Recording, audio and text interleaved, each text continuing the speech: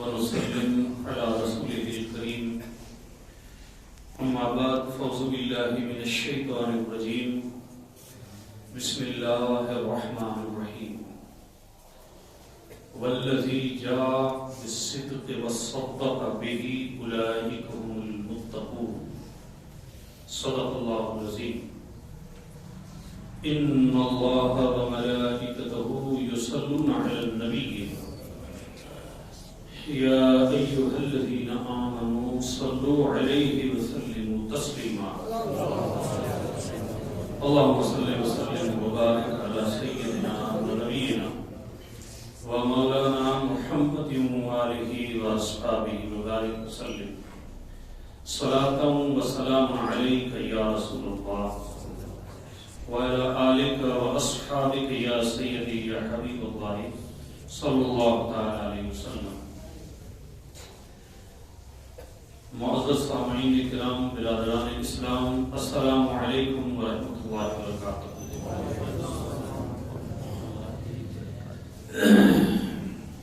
کافی عرصے کے بعد آپ حضرات سے مخاطب ہونے کا شرف نصیب ہوا ہے.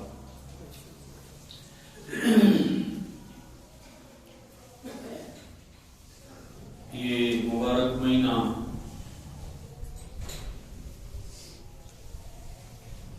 جو چل رہا ہے، حضرت سیدنا صدیق اکبر رضی اللہ تعالیٰ عنہ کی شان و عظمت اس ماہ مبارک میں کثرت سے بیان ہوتی ہے. اسلامی تعلیمات میں حضرت سیدنا صدیق اکبر رضی اللہ تعالیٰ عنہ کا جو مقام، عظمت اور بلندی ہے، اہل سنت و جماعت کے نظریے سے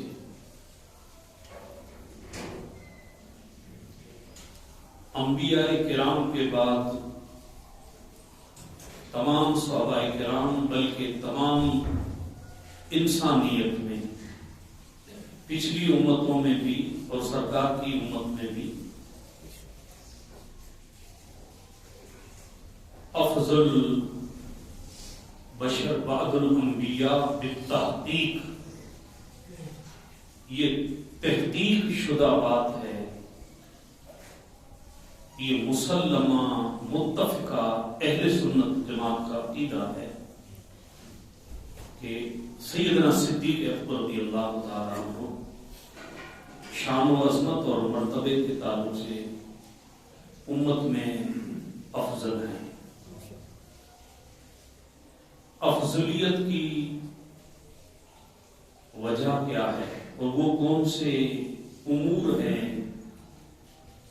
وہ کون سی شان ہے جس کی وجہ سے ایمان میں، عقیدے میں، صدق اور صفا میں، تقوی اور طہارت میں، تعظیم اور ادب میں، اخلاص اور خلوص میں، جان ساری اور عقیدت میں، یعنی ایمان کی کچھ بنیادی چیزیں ہیں. ان تمام ایمان کی اور دین کی، اسلام کی جو بنیادی چیزیں ہیں، ہر ایک مقام میں آپ افضل ہیں. یہ تو مشہور بات ہے کہ ایمان لانے میں آپ سب سے پہلے ہیں. آپ سرکار کے ہجرت کے ساتھی ہیں، یار غار مصطفیٰ ہیں، حضور کے بچپن کے ساتھی ہیں، جوانی کے ساتھی ہیں، مکے کے ساتھی ہیں، ہجرت کے ساتھی ہیں، مدینہ طیبہ کے ساتھی ہیں، تقریباً ہر جنگ کے ساتھی ہیں، سفر کے ساتھی ہیں، حضرت کے ساتھی ہیں، اور یہاں تک کہ آج گنبد خضرا میں بھی ساتھی ہیں. اللہ کے علم میں ہے ہمارا مسلمانوں کا ایک یہ بھی عقیدہ ہے کہ انسان کو دنیا میں بھیجنے سے پہلے اس کی تقدیر لکھی جاتی ہے لوح محفوظ میں. انسان تو بعد میں آتا ہے. تو ایک انسان پیدا کہاں ہوگا، اس کی زندگی کہاں بسر ہوگی، اس کی موت کہاں ہوگی، قبر کہاں بنے گی، اس کے اخلاق کیسے ہوں گے، اس کی عادتیں کیسی ہوں گی، اس کا مزاج کیا ہے، اس کی تقدیر کیسی ہوگی، یہ نیکی کتنی کرے گا، گناہ کتنے کرے گا. یہ چیزیں اس عقیدے کو بہت سمجھنا ضروری ہے کہ پیدا ہونے سے پہلے اس کی تقدیر لکھی جا چکی ہے. اب اس کو صرف اس پروسیس سے گزر جانا ہے. سوال پیدا ہوتا ہے کہ پھر نیکی اور بدی کا کیا مطلب ہے؟ ایک آدمی کے ہاتھ سے کسی کا قتل طے ہے تو قتل کرنا ہے، یہ تقدیر کا مسئلہ ہے. بڑے بڑے علماء کرام نے بلکہ صوفیاء کرام نے کہا ہے کہ تقدیر کے معاملے میں زیادہ بحث مت کرنا ورنہ گمراہ ہو جاؤ گے. اب آپ بتائیں گمراہ کی وجہ بتا رہا ہوں، کیسے گمراہ ہوگا؟ ایک آدمی سے خطا ہو گئی، اب پہلے سے لکھا تھا اور خطا ہو گئی تو کہتے ہیں یار یہ تو میری تقدیر میں لکھا تھا اس کی میں نے کر لیا. اگر تقدیر میں لکھا تھا اور تم نے کر لیا ہے تو پھر اس گناہ کیسے ہو سکتا ہے؟ آپ سمجھیں، تقدیر پہلے لکھ دی گئی ہے. انسان دنیا میں بعد میں پیدا ہوتا ہے. اب اس میں نیکی کی بات نہیں کرتے، ہم گناہ کی بات کرتے ہیں. گناہ ہو گیا، اس سے غلطی ہو گئی، خطا ہو گئی. کیوں خطا ہوئی؟ لکھا تھا اس لیے ہو گئی. اب جب لکھا تھا اور ہو گئی تو پھر یہ گنہگار کیسے ہوا؟ اس کو سزائے موت کیسے ہوگی؟ یہ قبر میں اس کو عذاب کیسے ہوگا؟ بڑی سمجھنے کی بات ہے. پھر دوزخ اور جنت کا کیا مطلب ہے بتائیے آپ. کتنا گہرا مسئلہ ہے. اب میں اس کو آسان کر کے آپ کو سمجھا دوں. مسئلہ یہ نہیں ہے کہ لکھا تھا اس لیے گناہ کیا، نہیں. اللہ جس کا نام ہے اس کے علم میں تھا کہ یہ پیدا ہو کے یہ کام کرے گا، وہ اس کے ایڈوانس میں اس کے گیان اور علم میں تھا، اس لیے لکھا گیا ہے. لکھنے سے کرتا ہے ایسا نہیں، کرتا بعد میں ہے، مگر اس کے ہر کام کرنے کا علم خدا کو تھا. جیسے ایک آدمی کہہ دے کہ یہ آدمی مر جانے والا ہے، تو علم پہلے تھا کہ یہ مر جائے گا. اب مر گیا تو کیا الزام لگاؤ گے کہ اس نے کہا مر جائے گا اس لیے مر گیا؟ نہیں، وہ علم کی بات ہے. اب یہ تو اولیاء اللہ اور انبیاء کرام کا علم تو بہت بڑی بات ہے. عام دنیا کا تجربہ، یہ سائنس کا دور ہے، کتنی چیزیں ایڈوانس میں سائنس بتا رہا ہے. بارش کل ہوگی کہ نہیں ہوگی؟ 100 سال پہلے اگر کوئی بتا دے تو کہتے تھے لوگ کہ یہ جو ہے وہ باتیں کرتا ہے جو خدا باتیں کر رہا ہے. تو خدا کے علم کی بات ہے بارش آئے گی کہ نہیں آئے گی. ایک عورت کو لڑکا پیدا ہوگا یا لڑکی ہوگی، آج مسئلہ ہے، کوئی بھی آدمی اس کا انکار نہیں کرے گا. میڈیکل سائنس میں یہ آسان ہو گیا ہے. مگر 100 سال پہلے یہ مسئلہ تھا کہ اگر کوئی ایسی بات کر دے تو اللہ کے ولی کے لیے تو الگ بات ہے، عام آدمی بات کر دے تو کہ یہ گمراہ ہے. یہ تو خدا کی قدرت ہے کیا پیدا ہوگا. ہم پیدا ہونے سے کیسے بتا سکتے ہیں؟ ٹھیک ہے، بات نہیں تھی. یہ تو دنیا کے لوگوں کو اتنا علم ہے. محمود غزنوی کے پاس ایک فریاد آئی کے ساتھ چوری روزانہ ہمارے علاقے میں ہو جاتی ہے اور آپ ایک عادل بادشاہ ہو، ہم آپ سے فریاد کرتے ہیں کہ چور پکڑے نہیں جاتے، چوری کیسے پکڑی جائے؟ بادشاہ نے کہا کہ انشاءاللہ چور پکڑا جائے گا. بادشاہ بیس بدل کے چوروں کے علاقے میں چلے گئے. طویل بات ہے کیونکہ جمعے کا دن ہے، مختصر کر رہا ہوں، مگر یہ مثال دے کے آپ کو واضح کرنا چاہتا ہوں. بادشاہ لباس بدل کے چلا گیا، چوروں کے پاس چلا گیا. انہوں نے کہا کون ہے تو؟ میں بھی تمہاری طرح انسان ہوں. کہا کہ انسان کی مانے ہم تو چور ہیں. بولے مجھے تھوڑی دیر کے لیے چوری سمجھ لو. بیٹھے کیا پلان ہے؟ بولے آج کسی مالدار آدمی کے یہاں چوری کرنی ہے. ٹھیک ہے. بادشاہ نے کہا کہ چور وہی آدمی کر سکتا ہے چوری کہ جو چالاک ہو، ہوشیار ہو، قابل ہو. بے وقوف آدمی چوری نہیں کر سکتا. اس لیے پہلے جو ہے آپ تینوں لوگ جو ہو مجھے یہ بتاؤ کہ تمہاری مطلب کو ہوشیاری کیا ہے، فن کیا ہے تمہارے پاس چالاکی کا. ٹھیک ہے.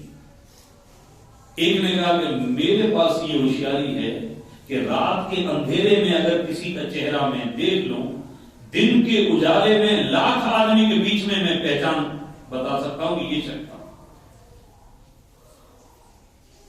ٹھیک ہے. دوسرے سے کہا تیری کیا ہوشیاری اور قابلیت ہے تیرے میں؟ کہا کہ سر زمین پر کھڑا رہ کے معائنہ کر کے میں بتا سکتا ہوں کہ دفینہ کہاں دفن ہے. مٹی کی خوشبو سے مجھے پتا چل جاتا ہے کہ کس زمین کے حصے میں خزانہ ہے. یہ میں آپ کو بتا رہا ہوں، چوروں کی تاریخ بتا رہا ہوں. تیسرے نے کہا کہ کتے کی زبان میں سمجھ لیتا ہوں، وہ جب بھونکتا ہے میں بتا دیتا ہوں کہ یہ کیا بولنا چاہتا ہے. بادشاہ بھی بڑا حیران ہو گیا کہ چور آدمی ہو کے اتنا چالاک ہے. اب انہوں نے کہا تم بھی ہمارا ساتھی، اب تیری بھی خوبی بتا دے. اس نے کہا کہ میری خوبی تمہاری خوبیوں سے بھی بہتر ہے، افضل ہے. کیا ہے؟ کہا کہ میں جو ہے جس گنہگار کو سزا ہو جائے موت کی، میں پھانسی کے پھندے سے اس کو اتار سکتا ہوں. وہ بادشاہ تھا، یہ تو وہی کر سکتا ہے. انہوں نے کہا ٹھیک بات ہے، اب مشورہ کرو کہ چوری کہاں کرنی ہے. تو سب نے اپنی رائے دی. بادشاہ نے کہا کہ چلو بادشاہ کے دربار میں چوری کر لیں، ایک ہی بار کرنی ہے چوری، بار بار کر کے کیا کرنا. بولے یہ بھی بات ٹھیک ہے. خیر گئے بادشاہ کے دربار کے قریب گئے تو بادشاہ کا پالا ہوا کتا تھا، وہ بھونکنے لگا. وہ ایک شخص وہ تھا جو اس کی زبان جانتا تھا کتے کی. پوچھا کہ بتا یہ کیا بول رہا ہے. بولی سمجھنے والے نے کہا کہ کتا جو بھونک رہا ہے وہ کہہ رہا ہے کہ ان چار میں ایک بادشاہ ہے. بادشاہ نے تو قبول ہی کر لیا کہ حقیقت تو صحیح بات ہے، یہ تو بات ثابت ہو گئی. سرزمین پر گئے اور بادشاہ کے خزانہ کہاں ہے ڈھونڈنے لگے. پھر اس سے پوچھا گیا کہ بھائی بتا تو پتا چل سکتا ہے خزانہ کہاں ہے. اس نے زمین کو سونگ کر بتایا کہ فلاں جگہ پہ خزانہ ہے. نکالا، نکل گیا خزانہ. لے کے بادشاہ ساتھ میں چلے گئے. اب وہاں جا کر گئے کہ بھئی اب کیا کرنا ہے، حصہ کر لے. بادشاہ نے مشورہ دیا کہ حصہ کریں گے. بادشاہ جو ہے صبح کو جو ہے اپنے گھوڑے دوڑائے گا اور پورے علاقے میں جو ہے وہ گھوڑے دوڑا کر جانچ کر کے ہمیں تلاش کر لے جائے اور خبر معلوم ہو جائے گی. لہذا ہم کو اس زمین میں دفن کر دیں. 2 مہینے تک یہ مال چھپا رہے گا، اس کے بعد نکالیں. یہ بھی صحیح بات ہے. بادشاہ چلا گیا دربار میں. وہ لوگ چور چلے گئے. بادشاہ نے سپاہیوں کو کہہ دیا یہ 3 آدمی کو پکڑ کے لا. صبح کو پیش کر دیا اور دوسرے سپاہیوں کو بھیجا کہ جو خزانہ فلاں جگہ پہ ہے وہ خزانہ وہاں سے اٹھا کے لاؤ، وہ اپنا ہی خزانہ ہے. اب سامان بھی آ گیا اور بادشاہ نے چوروں کو بھی پکڑ لیا. جن کی روز فریاد ہوتی تھی چور پکڑے نہیں جاتے تھے. بادشاہ کے دربار میں جب سامنے آ گئے چور تو جو آدمی رات کے اندھیرے میں چہرہ دیکھ کے پہچان لیتا تھا اس نے 2 آدمی کو کہہ دیا یہ رات والا ساتھی ہے ہمارا جو کرتا بیٹا ہے. یہ تو وہی شخص ہے جو رات میں ہمارے ساتھ تھا. بات صحیح ہے. دوسرے نے کہا تو اب گھبرانے کی ضرورت نہیں ہے. اگر یہ رات والا ہی ہے تو بادشاہ ہے، اور جب بادشاہ ہے تو اب یہ پھانسی کے پھندے سے ہمیں اتار دے گا. یہ اتار دے گا کیونکہ اس میں یہ فن میں ہو سکتا ہے. اب گھبرانے کی ضرورت نہیں ہے. خیر بادشاہ نے ان کو بلایا کہ تم نے مجھے پہچانا؟ ان کا کہ بالکل پہچان لیا ہے کہ اصل میں تمہیں پکڑنا تھا، اس لیے مجھے چور بننا پڑا. میمون غزنوی کی تاریخ آپ پڑھو گے تو ایمان تازہ ہو جائے گا. تاریخ اولیاء کرام میں یہ لکھا ہے کہ 950 سال کے بعد میمون غزنوی کی قبر کھل گئی تو 950 سال کے بعد اس مرد کلندر کا جسم تو سلامت تھا اور پہنا ہوا کفن بھی سلامت تھا. سبحان اللہ. اسلام کی تاریخ ایسے بادشاہوں پر ناز کرتی ہے. آپ اندازہ کر سکتے ہیں کہ کس نوعیت کا آدمی ہوگا. بہت کم لوگوں کو پتا ہے کہ وقت کا ولی بھی ہے اور وقت کا بادشاہ بھی ہے. آپ اندازہ کریں، ایک مطلب مکان کے قریب سے گزر ہوا تو قرآن شریف کی تلاوت سن لی، چلے گئے. کہا کہ آپ نے حافظ صاحب جو قرآن شریف پڑھا ہے اس میں ایک آیت آپ نے پڑھی ہے، میری اصلاح ہو گئی آپ کی آیت قرآن شریف کی تلاوت سن کے، اس لیے میں آ گیا ہوں اور آپ کا شکریہ ادا کرتا ہوں اور میں کچھ تحفے میں آپ کو دینا چاہتا ہوں کہ میری آپ نے اصلاح فرما دی ہے. کہا ٹھیک ہے آپ بادشاہ ہو. کہا کہ آپ کے بدن کا وزن ہے اس کے برابر اشرفیاں دینا چاہتا ہوں ایک قرآن کی آیت کی اصلاح کے بدلے میں. اب میمون غزنوی کا تو موضوع نہیں ہے، موضوع سیدنا صدیق اکبر ہے. میں آپ کو سمجھانا یہ چاہتا ہوں کہ دنیا کے اندر کسی زمانے میں عام فہم لوگوں میں اتنی قابلیت تھی، دور کے گزرنے سے حالات یہ آ گئے ہیں کہ آج دوست اور دشمن کی تمیز اس قوم میں سلامت نہ رہی، اپنے اور پرائے میں تمیز نہ رہی، ایمان اور کفر میں تمیز نہ رہی، حق اور باطل میں تمیز نہ رہی، صداقت سچائی اور کذب اور جھوٹ میں تمیز نہ رہی. اس دور سے ہم گزر رہے ہیں. اس وقت تقریباً 60 کے قریب اسلامی ممالک ہیں دنیا میں. ہمیں آج کی تاریخ میں یہ لگ رہا ہے کہ ہندوستان کے مسلمان اس وقت مظلوم ہیں. 100 سال پہلے اعلی حضرت نے یہ فتویٰ دیا تھا کہ ہندوستان دارالامن ہے، دارالاسلام ہے یا دارالحرب ہے.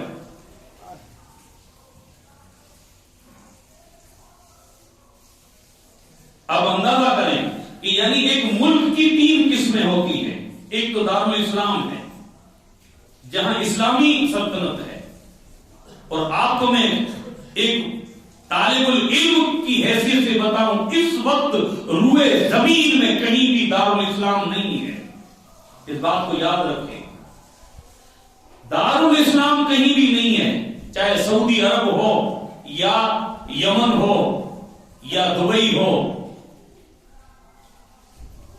یہ جتنے ممالک ہیں ان میں کوئی بھی دارالاسلام نہیں ہے، بلکہ دارالامن اب کس کو کہنا بھی بہت مشکل ہو گیا. دارالامن وہ ہے، دارالاسلام وہ ہے جہاں اسلامی سلطنت ہو اور سارے کام کاج سب انصاف اسلامی تعلیمات کے نظریے سے ہوتے ہوں، جہاں شہر قاضی ہو، جہاں اسلامی عدالت ہو، اسلامی محکمے ہوں، ہر ایک انسان کو جہاں انصاف ملتا ہو. کوفے کے اندر ایک شخص نے، خارجی نے ایک جوان کا قتل کر دیا.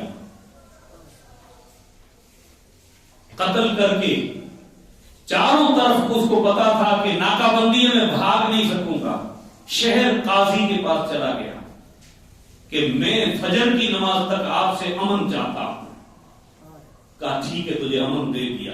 تھوڑی دیر کے بعد قاضی کے گھر لاش آئی جس کے جوان بیٹے کا قتل ہوا تھا اور قاتل قاضی کے گھر میں ہے. وہ دیکھ رہا ہے، چیخ و پکار گھر میں ہو گئی، ماتم ہو گیا، اور قاضی کا اکلوتا بیٹا تھا، جوان بیٹا تھا. لاش آ گئی، اس کے غسل کی تیاری ہو رہی ہے، ساری چیزیں ہو رہی ہے. قاضی نے آ کر قاتل سے کہا کہ فجر تک تجھے امان ہے، تو نے جو قتل کیا ہے وہ میرا بیٹا ہے اور اگلے کا بیٹا تھا.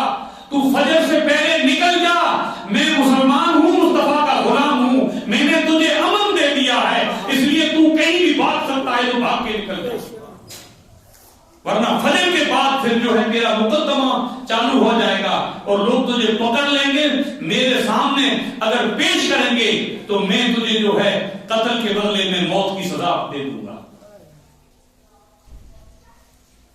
کیسی تاریخ ہے اسلام کی، کتنے انصاف پرست لوگ ہوں گے.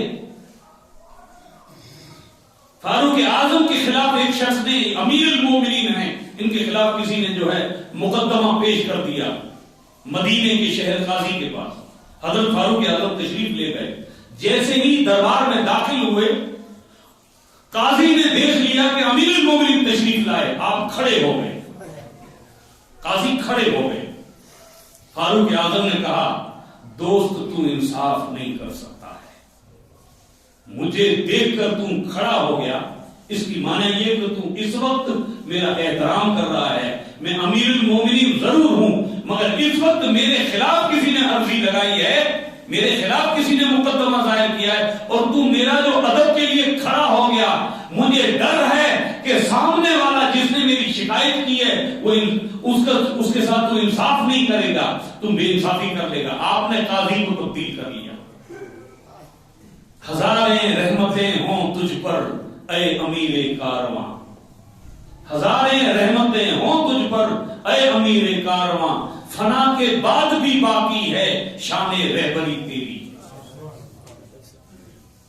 بتائیے، تو اسلام کی اور ایمان کی جو بنیادی چیزیں ہیں اس میں صداقت ہے. یہ بنیاد ہے اسلام کی. سرکار صلی اللہ علیہ وسلم سے پوچھا گیا کہ یا رسول اللہ، کوئی مومن جو ہے یہ امانت میں خیانت کر سکتا ہے؟ آپ نے فرمایا نہیں، مومن امانت میں خیانت نہیں کر سکتا، مگر کبھی کبھار غلطی بھی کر سکتا ہے. آپ سے پوچھا گیا مومن کبھی وعدہ خلاف ہو سکتا ہے؟ آپ نے کہا ہرگز نہیں، مومن ہمیشہ وعدے کا پکا رہتا ہے، مگر ہاں کبھی کبھار خلاف ورزی ہو بھی سکتی ہے. پوچھا گیا یا رسول اللہ، مومن جھوٹا ہو سکتا ہے؟ حضور نے فرمایا ہرگز نہیں ہو سکتا، مومن کبھی بھی جھوٹا نہیں ہو سکتا. اس بارے میں حضور نے 3 بار فرمایا مومن کبھی جھوٹا نہیں ہو سکتا. کیوں کہ کاذب کی ضد صداقت ہے، صداقت کی ضد کاذب ہے، یعنی سچ بولنے والے کے خلاف جو اس کے برعکس لفظ ہے وہ کاذب ہے، جھوٹ بولنے والا. بولے کبھی بھی نہیں ہو سکتا کہ مومن ہو کر جھوٹ بولے. اب اندازہ کریں، سیدنا صدیق اکبر کا لفظ صادق جو ہے یہ قرآن سے ثابت ہے. اللہ نے ابو بکر صدیق کو صادق کہا ہے، والذی جاء بالصدق وصدق به اولئک هم المتقون. وہ جو سچ لائے اور وہ جنہوں نے سب سے پہلے سچ کی تصدیق کی، اولئک هم المتقون، وہ سب سے بڑا پرہیزگار ہے. ہجرت کی رات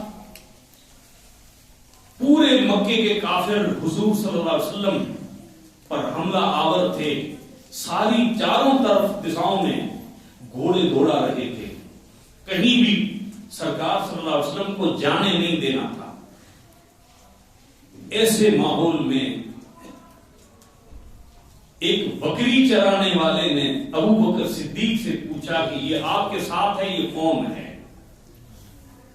جس صدیق اکبر نے زندگی میں جھوٹ نہیں بولا، آج بڑی آزمائش سامنے آ گئی کہ اگر سچ بولتا ہوں تو حضور کی جان کا خطرہ ہے، اور ابو بکر صدیق کی زبان سے زندگی میں جھوٹ نہیں، کبھی تصور بھی نہیں کر سکتا کوئی آدمی۔ بڑی مشکل میں آ گیا، آپ نے تصور میں خدا سے دعا کی کہ اللہ ابو بکر کی آج تو عبادت کر لے۔ آج بڑی آزمائش سے ابو بکر گزر رہا ہے، سچ بولتا ہے تو مصطفیٰ کی جان کا خطرہ ہے، اور اس زبان سے آج تک میں نے جھوٹ نہیں بولا ہے۔ اللہ کی طرف سے الہام ہو گیا کہ ابو بکر تیرے دین اور ایمان کی حفاظت اللہ نے اپنے ذمہ لے رکھی ہے، گھبرانے کی ضرورت نہیں ہے۔ پوچھنے والے سے کہہ دے کہ یہ مجھے راستہ بتانے والا ہے، میرا گائیڈ ہے۔ عرب کی اصطلاح میں اس زمانے میں سفر کے دوران ایک گائیڈ کو، ایک راستہ بتانے والے کو ساتھ میں لے جاتے تھے، تو کہا کہ یہ جو شخص ہے مجھے راستہ بتانے والا ہے۔ قرآن مجید میں آیت نازل ہو گئی، ابو بکر کے الفاظ قرآن بن کے نازل ہو گئے۔ اللہ تبارک و تعالیٰ نے ارشاد فرمایا 25ویں پارے میں، اللہ نے فرمایا انک لتہدی الی صراط مستقیم، اے محبوب آپ لوگوں کو راستہ بتانے والے ہو۔ جو بات ابو بکر کی زبان سے نکلی اللہ نے اس کو قرآن بنا کے نازل کر دیا۔ بتائیے، ابو بکر کو خوف تھا کہ سرکار کو کچھ نہ ہو جائے۔ میرے ساتھ یہ جو خوف تھا نا، یہ قرآن میں جو آیت نازل ہوئی لا تحزن ان اللہ معنا، غم مت کرو اللہ ہمارے ساتھ ہے، یہ حضور نے فرمایا تھا ابو بکر سے۔ ابو بکر کو خوف اپنا نہیں تھا، مصطفیٰ کا خوف تھا کہ حضور کو کچھ نہ ہو جائے۔ یہ جو لفظ استعمال کیے تو ابو بکر صدیق کو راحت ہو گئی، سکون ہو گیا کہ جب سرکار نے یہ فرما دیا ہے کہ غم نہ کرو اللہ ہمارے ساتھ ہے، اب مجھے غم نہیں ہونا چاہیے، اللہ سرکار کی اللہ حفاظت فرمائے گا۔ خوف حضور کے تعلق سے تھا۔ آئین جو مصطفیٰ نے ابو بکر کو فرمایا، جو تسلی دی، اس سے جو ابو بکر کو تسلی ملی، انہی الفاظوں کو اللہ نے قرآن نازل فرما دیا۔ یعنی نبی کی زبان سے جو الفاظ نکلے وہ وحی خداوندی ہے، یہ تو قرآن نے کہا، مگر یہ ابو بکر کی شان ہے کہ جو کچھ انہوں نے زبان سے بولا اس کو بھی اللہ نے وحی کی شکل عطا فرما دی۔ نبی کی بولی تو قرآن کی بولی ہے، نبی کی بولی تو وحی خداوندی ہے، مگر ابو بکر نے جو کچھ بولا اللہ نے اس کو بھی وحی قرآن کی شکل دے دی۔ بتائیے، یعنی دو چیزیں ایسی ہیں، ایک صدیق اکبر کی صداقت اور صحابیت۔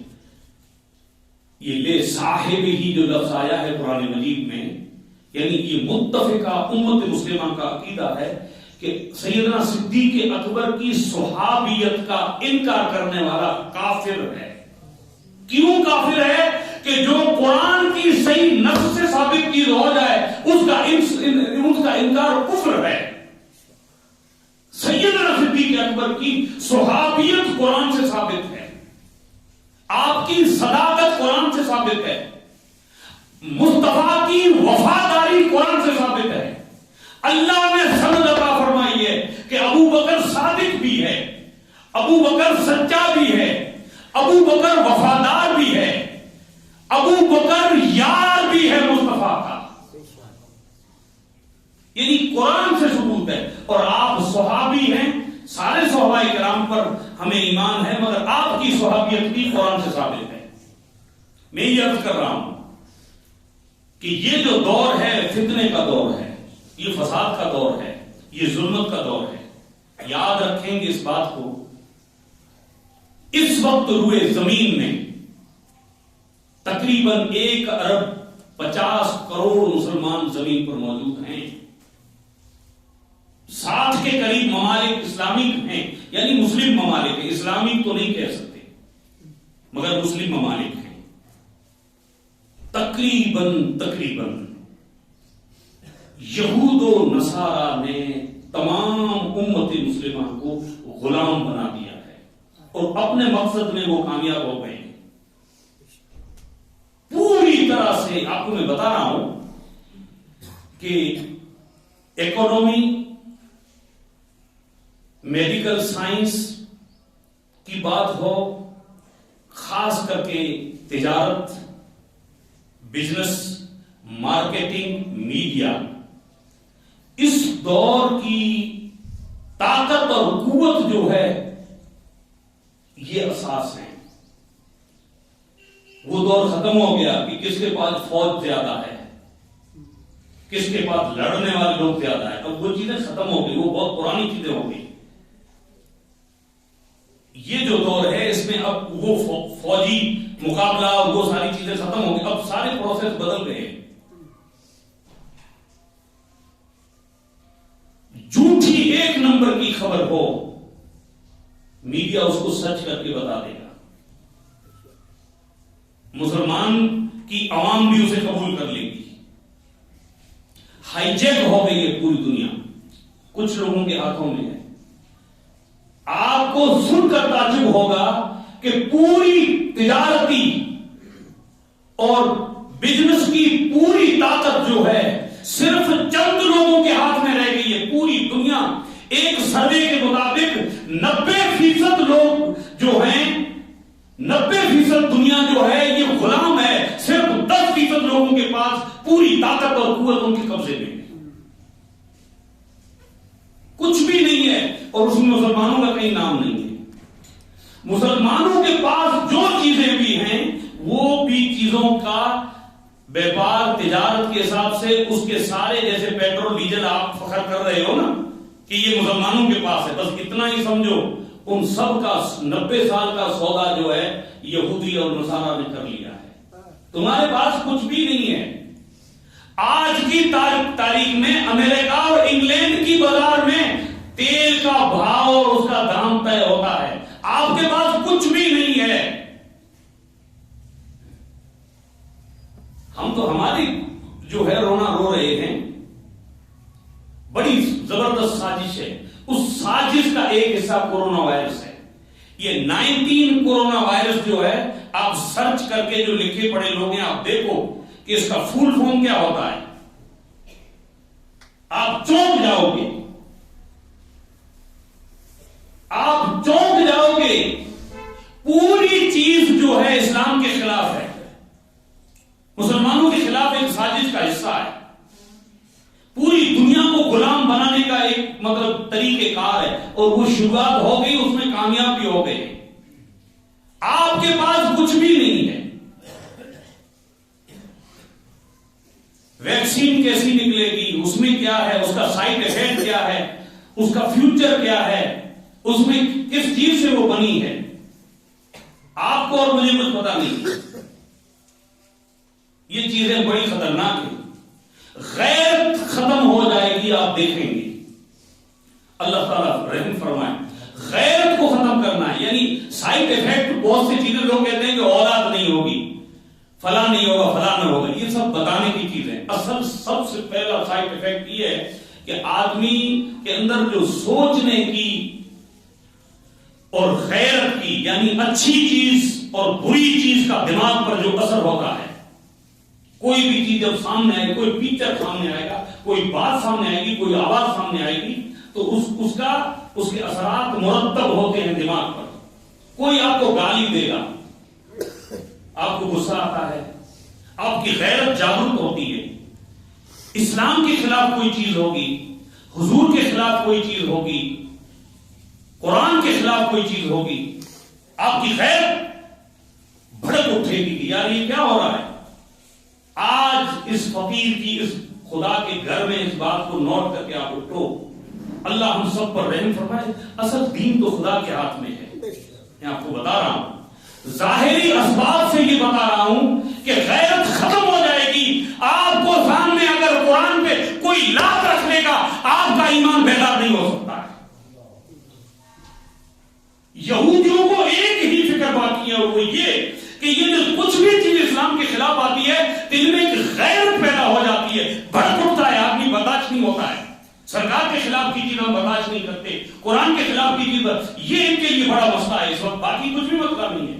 ان کو پتا ہے تم سے کچھ نہیں ہونے والا ہے, تم سے کچھ بھی نہیں ہونے والا ہے, یہ تو ان کو پتا ہے. صرف یہ ہے کہ ایک آندولن ہوتا ہے, ایک جلوس نکلتا ہے, ایک غیرت مندی جاگرت ہوتی ہے, پریشان خود ہو کر ہمیں پریشان کرتے. ڈسٹرب نہیں ہونا ہے, آپ کا ڈسٹرب ان کو نہیں چاہیے.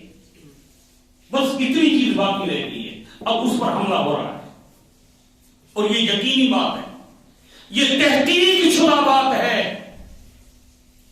کسی کے لیے مسئلہ نہیں ہے. آپ کو یہ گھبرانے کی ضرورت نہیں ہے کہ بھئی ہم مر جائیں گے یا کچھ ہوگا. نہیں, آپ بالکل زندہ رہیں گے. یہودیوں کا 1400 سال پہلے یہ عقیدہ ہے کہ مسلمان سے سب غیرت چھین لو. اس کے ایمان کا جو جذبہ ہے یہ مارنا, کبھی بھی یہودی نے کبھی مارنے کا پلان نہیں بنایا آپ کا اور میرا. مارنے سے کوئی فائدہ نہیں ہے. ان کی غیرت کو ختم کیا جائے. فاروق اعظم رضی اللہ تعالیٰ عنہ کے دور میں جب بیت المقدس فتح ہوا ہے تو یہودی میں آخری چال یہ چلی تھی کہ جب مسلمان فتح منانے کے لیے بیت المقدس کی گلیوں سے نکلیں تو باجے گانے کے ساتھ نوجوان بچیوں کو ان کے راستے پہ کھڑا کر دو گیت گانے کے لیے. اب یہودی بڑے چالاک قوم ہے کہ یہ جنگ میں تو جیت گئے ہیں, جنگ تو ان سے ہم کر نہیں سکتے, مگر ان کا ایمان خراب ہو جائے گا تو مسلمان کا بیڑا گرک ہو جائے گا. جب جوان بچیوں کو رکھا, فاروق اعظم رضی اللہ تعالی عنہ سے سوال کیا گیا کہ بات بڑی عجب ہے, جن بازاروں سے ہمارا جلوس نکلنے والا ہے ان بازاروں کے دروازوں پر اور ان جگہوں پر جو ہے یہ ناٹک انہوں نے قائم کر دیا ہے, ہمارے لیے اب کیا کرنا ہے. فاروق اعظم نے مسکرا کے کہا کہ مسلمانوں کو گھبرانے کی ضرورت نہیں ہے, ہمارا دین سلامت ہے, ہمارے مصطفیٰ کی تعلیم ہمارے لیے سلامت ہے, کچھ نہیں. قرآن شریف کی ایک آیت لکھ کر بھیجی فاروق اعظم نے, قل المؤمنون یغضون من ابصارهم ویحفظون فروج ازکارهم ان اللہ خبیر بما یصنعون. اے مومنو اپنی نگاہوں کو نیچی رکھو, اپنی شرم گاہوں کی حفاظت کرو, اللہ تمہیں دیکھ رہا ہے. 25,000 کا لشکر ہے. جب یہ قرآن کی آیت سنا دی گئی فوجیوں کو, اب فوجی جس شان سے نکلے ہیں, بچیاں, جوان بچیاں خوبصورت کپڑے پہن کر ناچ گان شروع کیا انہوں نے, ساری فوج نکل گئی, کسی ایک نے نگاہ تو کیا سر بھی نہیں اٹھا. جب سب گزر گئے, بچیوں میں سے ایک جوان بچی نے کہا کہ یہ تو یا تو اندھے ہیں یا بہرے ہیں, یہ جوان فوجی نہیں ہو سکتے. ایک نے نظر جھکا کر کہا کہ میری بہن ہم تمہیں دیکھیں یا قرآن کو دیکھیں. 1000 یہودی جوان بچیوں نے کلمہ پڑھ لیا. یہ 1995 میں جب میں بیت المقدس کی زیارت کے لیے گیا, اتفاق سے جمعے کا دن تھا. مسجد اقصی کے امام نے خطاب میں یہ کہا فلسطین جوانوں سے کہ جوانوں, آج ہمیں تمہاری وجہ سے ایک تانا یہودی عالم نے دیا ہے کچھ چند دن پہلے کہ تم کائے کے مصطفیٰ کے غلامی کا دعویٰ کرتے ہو. ہم نے تم سے لباس چھین کر اپنا لباس, یہودیوں کا لباس تم کو پسند کروا دیا ہے. تمہارے چہرے سے داڑھی ہم نے چھین لی ہے. تم نے شکل ہماری جیسی بنا لی ہے اور لباس بھی ہمارا تم نے زیبتن کر لیا ہے. کس نام کے تم جو ہے مصطفیٰ کی غلامی کا دعویٰ کرتے ہو؟ یہ اللہ کے گھر میں بتاتا ہوں. دوسرے دن اخبار میں نے پڑھا فلسطین کے اندر زیارت کے لیے ہم گئے تھے. حضرت ابراہیم علیہ السلام اور موسیٰ علیہ السلام وغیرہ کے سب مزارات وہیں، آپ میں سے کئی لوگ گئے ہوں گے. دوسرے دن اخبار میں پڑھا کہ وہ امام صاحب کے خطاب کو سن کر 50,000 جوانوں نے اپنا لباس پھینک دیا اور چہرے پہ ڈاڑیاں سجا لی. کیا ہے ظالم یہودیوں، ہمارے حالات کتنے بھی تبدیل ہو گئے ہیں، لباس کو مت دیکھو. آج بھی ہمارا دل جو ہے اس کی گنبد خضرا کے مکین سے لو لگی ہوئی ہے. یہ مسلمانی ہے اور اس کا نام ایمان ہے. صدیق اکبر کی صداقت کا واسطہ ہے آپ لوگوں سے کہ خدا کے رسول سے وفا کرنا ابو بکر صدیق نے ہمیں سکھایا ہے. اللہ تعالی ہم سب پر رحم و کرم فرمائے. اپنے حبیب مکرم کے صدقے سے، صدیق اکبر کی صداقت کے صدقے سے اللہ ہمیں مصطفیٰ کی غلامی نصیب فرمائے. وما علینا الا البلاغ المبین.